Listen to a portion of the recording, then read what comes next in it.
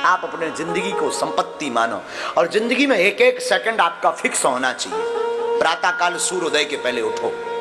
आज की कथा हम बता रहे ना, अगर जिंदगी बढ़िया जीना है तो सुनो और इसे बार बार सुनना। जिंदगी में आप सूर्योदय के पहले उठो। आप अपने मकान पर कितने भी घोड़े दौड़ने वाली चित्र लगा लो, आपकी जिंदगी में दौड़ नहीं आएगी। जब तक सूर्योदय के पहले नहीं उठोगे तब तक आपकी जिंदगी दौड़ेगी नहीं। उगता हुआ सूर्य का चित्र लगाने से, टोटका करने से आपके जिंदगी में उजाला नहीं आएगा। जब तक अपने वर्क को पाने के लिए, संकल्प को, लक्ष्य को पाने के लिए घोड़ों की भांति दौड़ोगे नहीं और उगते हुए सूर्य के पहले उठोगे नहीं, तब तक आपके जीवन में उजाला नहीं आ सकता है। इसलिए सुबह सूर्योदय के पहले उठो। उठ करके सबसे पहले आप अपने दोनों हाथ लो ऐसे, और ऐसे हाथों को दर्शन करो। ऐसे प्रातः काल उठे, ऐसे मलो और ऐसे दर्शन करो। कराग्रे वसते लक्ष्मी, कर मध्य तु सरस्वती, कर मूले तु गोविंदा, प्रभाते कर दर्शनम। प्रातः काल आप अपने हाथों की रेखाओं को देखो, मल करके अपने नेत्रों में लगाओ। सबसे पहले भूमि मां को प्रणाम करो, पैर नीचे रखने के पहले। ये पुरानी परंपरा है, क्योंकि भूमि पर कितना भार नहीं। धरती हमारी मां है। धरती खदान है, रत्न देती है, अन्न देती है, हमको रखती है। तो भूमि को प्रणाम करो।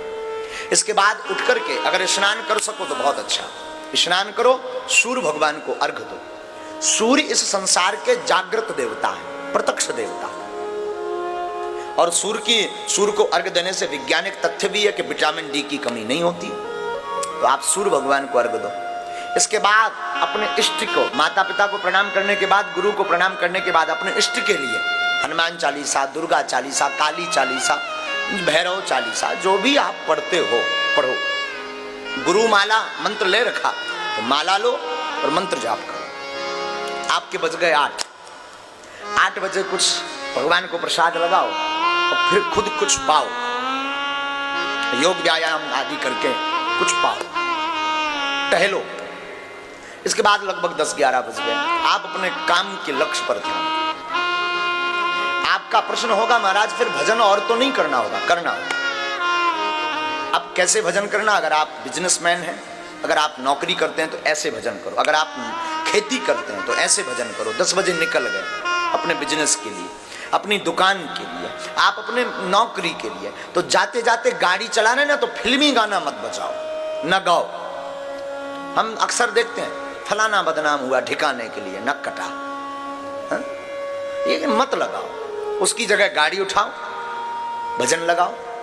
राम नाम जो गुरु मंत्र है वो मनी मन जप करना प्रारंभ करो। चलते फिरते उठते बैठते श्वास को व्यर्थ मत गवाओ। कोई काम कर रहे, माताएं घर पे रहती हैं, रोटी बना रही, रोटी बनाओ।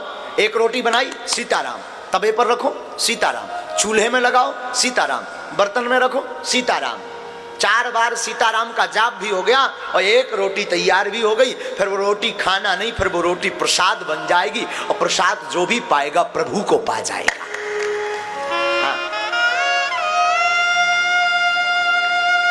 माताएं घर पे झाड़ू लगाती ना, सीताराम गाते जाओ।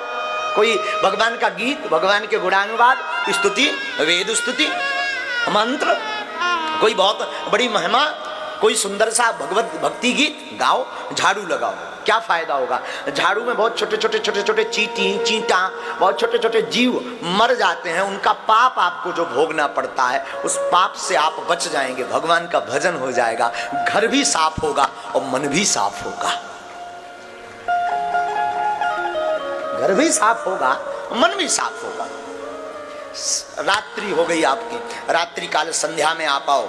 संध्या में हाथ मुंह धो। संध्या के समय ना भोजन करना चाहिए, ना देहरी पर बैठना चाहिए। ध्यान दे दें, घर में अगर आप चिर स्थायी काल तक लक्ष्मी को रखना चाहते हैं, घर में अगर अलक्ष्मी का वास नहीं करवाना चाहते हैं, तो ये बात गांठ बांध लें। अगर आपके घर में लड़ाई होती है तो ये कारण हो सकता है।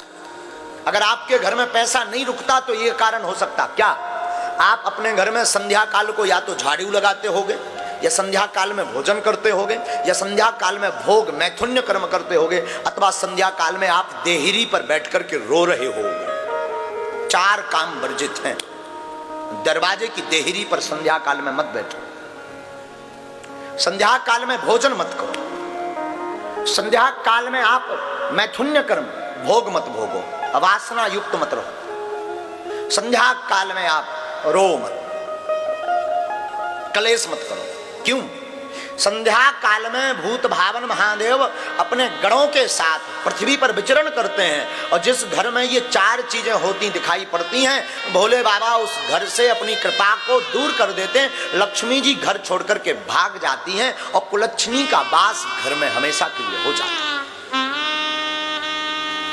तो आप अपने घर में ये चार चीजों का गांठ, संध्या काल में हाथ मुंह धो, पूजा मंदिर में जाकर के बैठो, प्रभु को धन्यवाद दो, प्रभु को साधुवाद दो। प्रभु आपकी कृपा से हम दिन भर के हारे थके गए थे, अब आ गए। और थके हुए होते ना शाम को, लगभग ज्यादातर लोग थके हुए होते। हाँ जी, ना जी, बोलो ना, थके हुए होते ना। एक बात सुनो, आराम किस किस को चाहिए जीवन में? हाथ उठाओ, कौन कौन आराम चाहता है? बोलो ना, हाँ जोर से बोलो। बड़े कंजूस हो, जोर से बोलो ना, पैसा थोड़ी लगता। अच्छा, आप आराम चाहते ना? आराम की तलब है तो एक काम कर, आपको अगर आराम की तलब है, एक काम कर, आ राम की शरण में राम राम कर।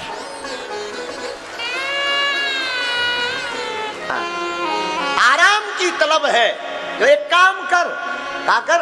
आ राम की शरण में और तू राम राम कर।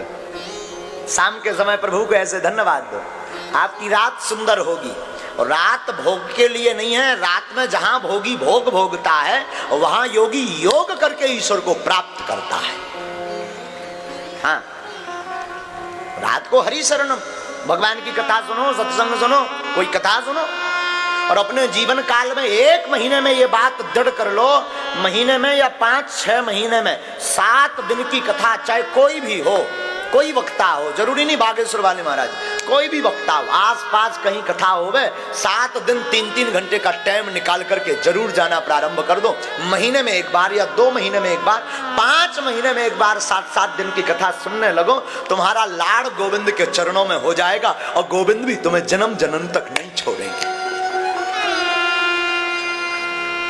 और फिर साहब, फिर बताना है आप हमें मिलना।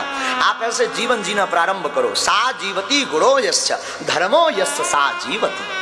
फिर आप बताना आपकी जितनी जिंदगी कितनी खुशबूमय, आपकी जिंदगी में कितना आनंद है, आपकी जिंदगी में कितनी ऊर्जा है। लोग हमसे पूछते हैं, कई बार बहुत बड़े योगियों से भी पूछते हैं, महाराज जी आप थकते नहीं, आप इतना काम करते, इतना बोलते, दरबार कथा, फिर दरबार, फिर रात को जगना, फिर बात करना, फिर पूजा, फिर पाठ, फिर दरबार, फिर कथा, ये कैसे? हम कहते हैं ना, क्या कहते हैं भगवान को? क्या कहते? कोटि सूर्य सम प्रभा। क्या कहते भगवान को? भगवान करोड़ों सूर्यों के समान तेजमय हैं। उन भगवान की आनंद में हम डूबे रहते तो वो परमात्मा अपनी ऊर्जा हमें भेजते रहते हैं। आपका जीवन एकदम प्रसन्नमय होगा, आपको क्रोध नहीं आएगा, आपके जीवन में क्लेश नहीं होगा, आपके जीवन में सामंजस्य होगा, आपका जीवन नॉर्मल होगा। आपका जीवन में आप जो ऊंचाइयां प्राप्त करना चाहेंगे ना, वो ऊंचाइयां प्राप्त कर जाएंगे। Life is money. आप अपने जीवन में अपनी जिंदगी को संपत्ति मानो और जिंदगी का एक एक पल व्यर्थ मत गवाओ।